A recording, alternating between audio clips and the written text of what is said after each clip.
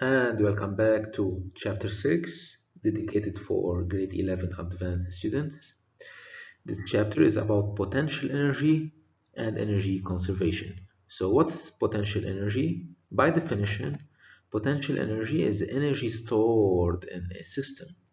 Unlike the kinetic energy that we discussed in the previous chapter, kinetic energy was an energy about motion.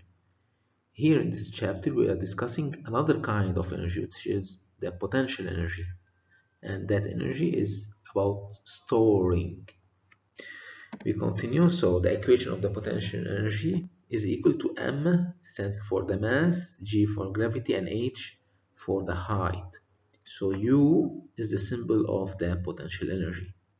So what about the work energy theorem?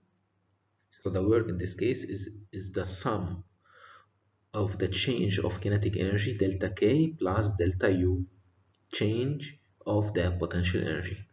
So to continue, we need to know what are the conservative forces.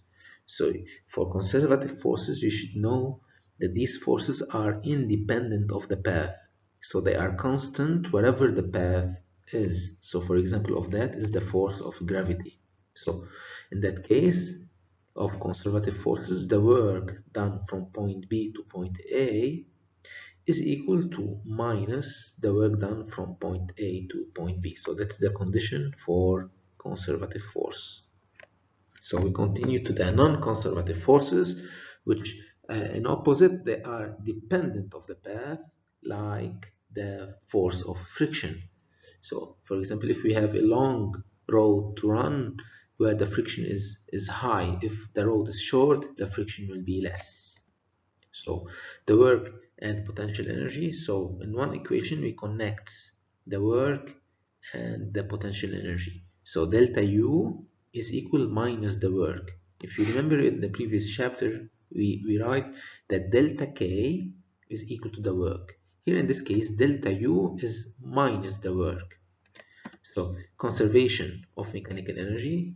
Conservation means no change. So the change of the energy is of course equal to 0. And you should know also that the mechanical energy E is equal to the kinetic energy plus the potential energy. So we finish with this equation of the spring, the work and energy for the spring force. So that's the equation half K A squared. A stands for the maximum displacement of the spring.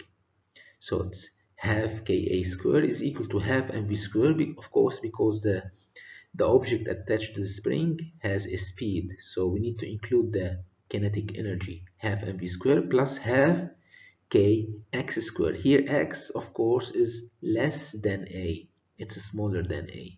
So thank you for your attention for that 3 minutes video, and see you in chapter 6. Sorry, chapter 7.